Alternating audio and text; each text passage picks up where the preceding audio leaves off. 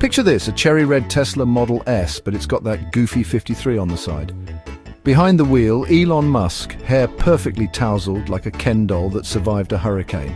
Riding shotgun? Donald Trump, orange as ever, tiny hands gripping a big gulp filled with Diet Coke. They're not just driving, they're in charge of America and Tesla. Buckle up, buttercups, this is going to be a bumpy ride. See, Trump, in his infinite wisdom, put Musk in charge of Doge, his brilliant plan to fix the government. You know, like you'd trust a guy who named his kid XAEASHO to balance a checkbook. Their first order of business, fire anyone who can explain what the Federal Reserve actually does. The second, replace them with robots that only communicate in memes.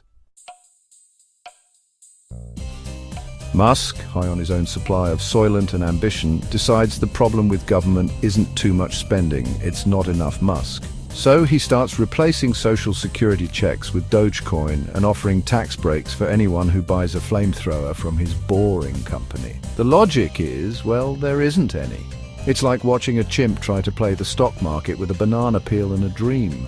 Meanwhile, Trump's busy live tweeting the whole thing, calling it the greatest economic plan since sliced bread, maybe even better.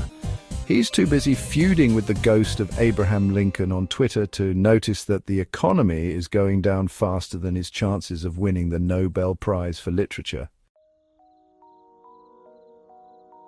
The American people, bless their hearts, are about as thrilled with this as a vegan at a sausage fest. Protests erupt from sea to shining sea. People are marching, chanting, and generally reminding everyone why the Founding Fathers put that whole right to bear arms thing in the Constitution. Even Trump's most loyal supporters are starting to question his sanity. They love a good tax cut, sure, but they're not so keen on their grandma having to choose between cat food and insulin because Musk decided to spend her social security check on a life-size statue of himself made entirely of Cheetos dust. The cherry on top of this disaster Sunday? Tesla's stock price plummets faster than Trump's approval rating after a bad hair day. Turns out people aren't so keen on buying electric cars from a guy who seems hell-bent on turning the American dream into a Mad Max wasteland. Musk, in a last-ditch effort to save face, tries to blame it all on George Soros, Bigfoot and the Tooth Fairy. But even his most ardent fanboys aren't buying it. The jig is up, the goose is cooked, and the only thing left to do is watch the whole thing burn with the morbid fascination of a rubbernecker at a 5-car pileup.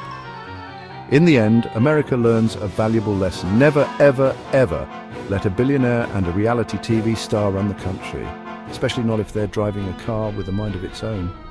Because in the words of the great philosopher, Yogi Berra, if you don't know where you're going, you'll probably end up someplace else.